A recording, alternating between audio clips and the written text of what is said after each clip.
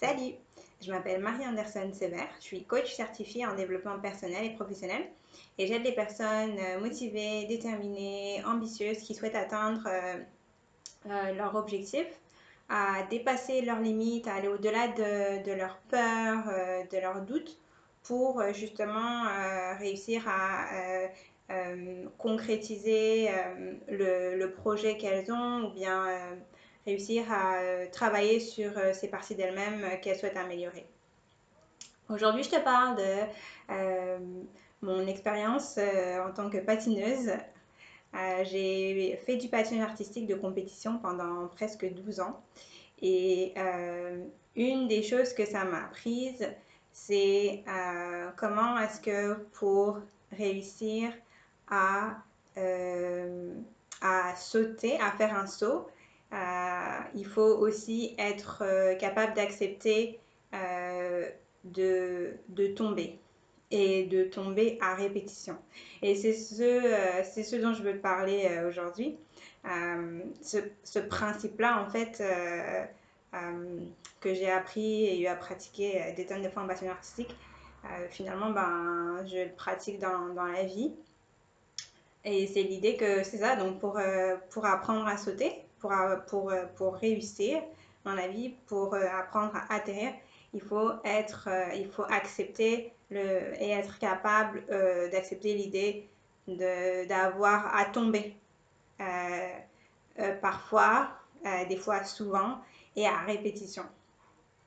En patinage, donc je sais pas si tu as déjà regardé les compétitions, les championnats de patinage artistique. Je sais que pour le commun des mortels, c'est impressionnant de voir justement ces athlètes-là sauter dans les airs à plusieurs mètres de haut et atterrir comme ça sur un pied. Ça peut être très très impressionnant. Et ce qu'on ne réalise pas, c'est que derrière, il y a, bon, c'est sûr, et des heures et des heures et des heures et des heures, des heures de pratique, mais ce qu'il y a aussi derrière ces heures de pratique, c'est des centaines et des centaines et des centaines de chutes. Pour apprendre à faire un saut en patinage artistique, avant d'être en mesure de réussir à atterrir sur un pied pour un premier saut, ça demande pour un, un saut qui a atterri sur un pied pour la première fois, ça demande des centaines et des centaines de fois où on tombe sur la glace. À répétition, on tombe, on tombe, on tombe, on tombe, on, re, on se relève, on y retourne, on fait le tour de la glace et on recommence et on saute et on tombe. Et c'est juste comme ça en fait. Il n'y a pas d'autre façon d'apprendre à faire un saut en patinage artistique. Il n'y a pas d'autre façon d'apprendre à atterrir sur un pied. C'est vraiment juste en sautant et en tombant, en sautant et en tombant, en sautant et en tombant jusqu'à ce qu'à un moment donné, le corps, qu'on réussisse à faire le tour complet et justement à atterrir sur un pied. Mais ça demande énormément de fois où on se casse la figure, on est par terre sur la glace, les fesses à un moment donné mouillées parce que justement à force des chutes à répétition et pour au final avoir cette première fois-là où on réussit à atterrir sur un pied à la sortie de ce saut. Et ça c'est pour la première fois qu'on réussit à faire le saut en atterrissant sur un pied. Ensuite, pour réussir à faire le saut, pour réussir à atterrir sur un pied entre voilà, 75 ou 95% du temps, donc 7 à 9 fois sur 10, il faut être le saut, il faut être en mesure de le faire. On le répète des milliers de fois pour arriver à le maîtriser. Dans toutes ces fois-là, justement, c'est des chutes et des chutes et des chutes et des chutes et des chutes. Et le patinage artistique, c'est ça en fait. C'est des chutes et des chutes et des chutes à répétition. Et là-dessus, tu travailles la résilience, tu travailles la persévérance, tu travailles ton humilité parce que tu es tout le temps en train de te casser la figure.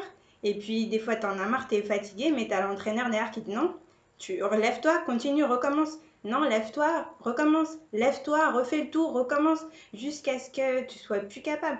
Et en fait, euh, je, Une des choses que je retiens justement, c'est que ça m'a appris la persévérance, ça m'a appris moi, quand je remarque que quand je me fais dire non, ben, ça me donne envie d'y aller encore plus.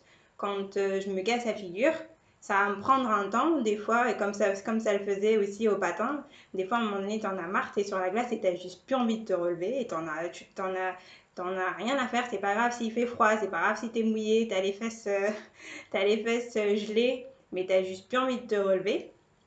Et tu prends le temps que ça prend, mais à un moment donné, tu te relèves et tu y retournes. Et tu fais le tour de la glace, tu fais le tour de la patinoire et tu recommences et tu refais ton saut jusqu'à ce que tu atterrisses sur un pied.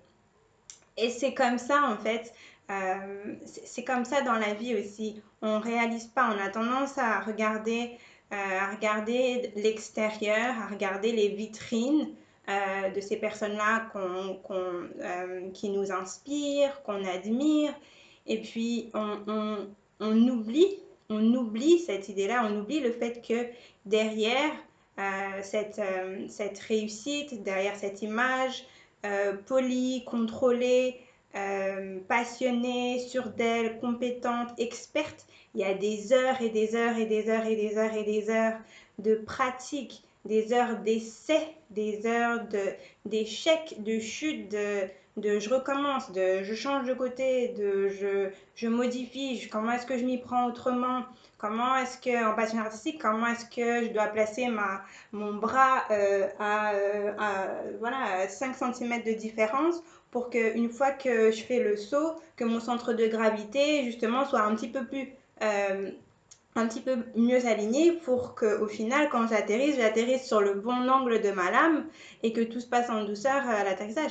Mais c'est des heures de travail. Et dans la vie, c'est la même chose. Mais on l'oublie, on l'oublie. On est dans l'urgence, on est dans le manque, on se dit ah, je ne l'ai pas encore, ça arrive pas, quand est-ce que ça vient, j'en peux plus, je suis fatiguée. Euh, à côté de moi, ça se passe plus vite. Et puis, on oublie en fait que, mais non, tout le monde, c'est le même processus pour tout le monde. C'est le même processus pour tout le monde. Il faut du temps, il faut de la pratique, il faut de l'essai, il faut des erreurs, il faut des revirements, il faut des corrections. Et, et ça fait partie du truc. Pour pour chaque réussite, derrière chaque réussite, il y a un certain nombre d'essais, un certain nombre d'erreurs, un certain nombre d'échecs. Elles sont très rares, le nombre de réussites miraculeuses comme ça au bout d'une ou deux fois d'essai. Et donc, c'est le message que j'ai pour toi en fait aujourd'hui. T'arrêtes pas au premier essai. C'est pas parce que tu as essayé une fois que ça veut dire que c'est pas fait pour toi. C'est pas parce que tu as essayé 3 fois que ça veut dire qu'il faut que tu passes à autre chose. C'est pas parce que tu as essayé 10 fois, 50 fois que, que ça veut dire que tu n'y arriveras jamais. Non, ça veut simplement dire que tu es en train de t'entraîner et qu'à chaque essai, tu deviens un petit peu plus compétent, compétente. À chaque essai, tu t'approches un petit peu plus du but de ton objectif. Et à un moment donné, il y a un essai qui sera l'essai ultime et qui t'amènera là où ce que tu veux arriver. Mais ça demande ça. Faut que tu sois.